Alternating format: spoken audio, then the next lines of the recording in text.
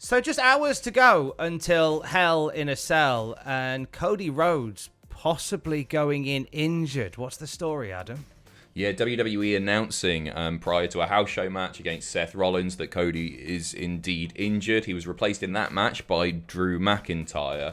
And it's a bit questionable as to whether Cody will be competing tonight. At the moment, it looks like it's happening. Cody tweeting mere minutes ago, "You ready, Chicago?" Hashtag Hell in a Cell with a picture of his face on the commemorative chairs that you can get if you get your VIP tickets. Meltzer on Wrestling Observer Radio saying Cody was injured lifting weights. From what I gather, it's a pretty serious injury. My impression is that he's working the match tonight with the injury, and I guess it'll get taken care of later. The injury is legit. Everything that I heard was that he's working tonight. Doctors may say you can't, but it's not an in-ring injury. It was a weightlifting injury. I mean, that it sounds pretty serious from what's floating about, doesn't it? I mean, he says it there. Apparently, it's something to do with his pectoral muscle. That can be something that can take a long time to get right again. Time. What is this week, Tom? Oh, it's snake bit, innit? It's snake bit this week in wrestling. It's like 2001 all over again. With the Cody thing from last night, it was the Saturday night's main event show in Champaign, Illinois. And Cody and Seth have been headlining these shows for quite a bit. And they announced that he was injured, as you said, like before the match, and Drew dropped him. But key to that is that Cody was there. And it was post-match that Cody ran Seth Rollins off to kind of send the fans home happy. Not sure how physical Cody got, if at all. He is now. It would be foolhardy of WWE to get to this show, and if he is not competing, not announce it now. It's kind of, you know... I don't think they should, but I don't think they will. You're already missing some big stars on this show. You've not got, like... I mean, Ronda's not there, Roman's not there, Brock's still not back. I guess you've got Becky Lynch, but I would imagine that this match will be the main event, even though it's not for a title. It's the third in a trilogy, and it's the only cell match on the show. So you'd imagine it'll go on last. But if this is a pec injury, and if this is as serious as is being suggested, then that's, you know, they can't do half the stuff that they would have probably done, right? Just due to the physicality of the Hell in a Cell match. And this is the third one. This has got to be the biggest one yet. It's very difficult to do anything if your tits hurt. Yeah, it is indeed. And looking further than that, like, this creates yet another problem for WWE. We're running at a time where, you know, your biggest draw, Roman Reigns, is pulled all the way back on all his dates. He's not around as much. And Cody was kind of being positioned to be the guy that leads the Raw brand, at least week to week, akin to what Drew McIntyre is on SmackDown. And that's a massive gap that potentially is left by the man who's been on the posters for Hell in a Cell, for Money in the Bank. Bill Goldberg? Oh, no! Oh, yeah. We got some cash for you. I don't know. Yeah, I mean, if Cody has to go away for even a few months, at least Roman's coming back in the not too distant future. But we don't know how much, you know, what his involvement's going to be like on the weekly shows. If he's going to do a few weeklies, if he's going to do the lot leading up to the pay-per-views. But yeah, he's going part-time. And Cody is front and center on the poster for tonight. Absolutely. He's on the chairs, Tom. He's literally put bums on seats. Bums on seats will be on Cody's face at Hell in a Cell. One to keep an eye on tonight. I think the moment that the match starts, you will get a picture of sort of where Cody's at. Live reactions with Andrew and Adam tonight at youtube.com/cultaholic/live. Busy weekend for WWE. Last night, it was In Your House for NXT. We have an update on an NXT star that we haven't seen in a while, haven't we, Adam? Yeah, something that I think is quite missed, actually. Fightful Select reporting that Io Shirai is hurt at the moment. She's been out of action for 2 months since Stand and Deliver. Hasn't been seen on NXT TV, of course. After numerous inquiries over that period, a WWE source confirming to Fightful that she's been sidelined with an injury, but didn't elaborate on the severity of that. I mean, it's been a couple of months now, so it must be something. They confirmed for the time being that she'd not been factored into creative plans in any way, and they continue to say as well, Shirai is well liked among the NXT locker room and WWE in general. The sources that we spoke to said that they were hopeful that she'd be healed up in the summer, but hardly a guarantee apparently.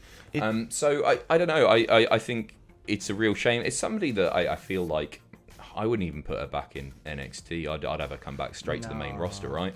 It's when you mention like how well liked she is, and I find myself shaking my head because I'm thinking, if you're that well liked, why are you not on the main roster, just kicking it with Raw or SmackDown? Because at this point, she's got so much still to offer beyond NXT, and I'm hoping that when she gets right, it's a case of, like you say just skipping out and going back to Tuesday nights and rocking up on a Monday or a Friday.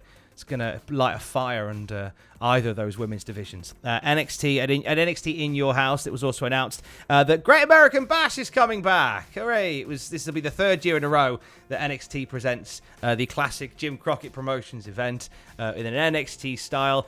What is your favourite Great American Bash memory? Mine is the time that Keith Lee's big title win got spoilt by a member of the roster on Instagram. Was that Great America? Do you not remember? I believe it was that one, and I'm sure I'll be correct if I'm wrong. Oh my God, they posted the picture of bloody Keithy 2 belts, didn't they, with all the confetti down? And then they were like, it's all right, they taped 2 ones. And it's like, well, yeah, confetti. I think one of Indu's Share posted that picture. That was it, wasn't it? I can't top that, Tom. I can't top that. That's the thing. Like, don't get me wrong, I'm glad that Great American Bash is still a thing. At the end of the day now, they're just names, aren't they? They are just names. They don't feel so special anymore, but I guess there's history there, and it feels maybe like a bigger deal just because of the name value of Great American Bash. You know what? This is horrible to say. I'm about to watch it now before I head in to do live reactions, but I didn't even stay up to watch In Your House last night. Like, I've read the results, sort of know what went down. I'm sad that the hype for NXT 2.0 isn't there, because I still think there's still like good stuff happening there. There is stuff good. Week to week, like there is some hits and some misses in amongst it. I think the Joe Gacy Bron Breakker match, there wasn't the chemistry I think people were hoping for in amongst that. I won't spoil too much for you, which is a shame. And hopefully, I heard good things about the tag match. I think Creed brothers jumped out in that one.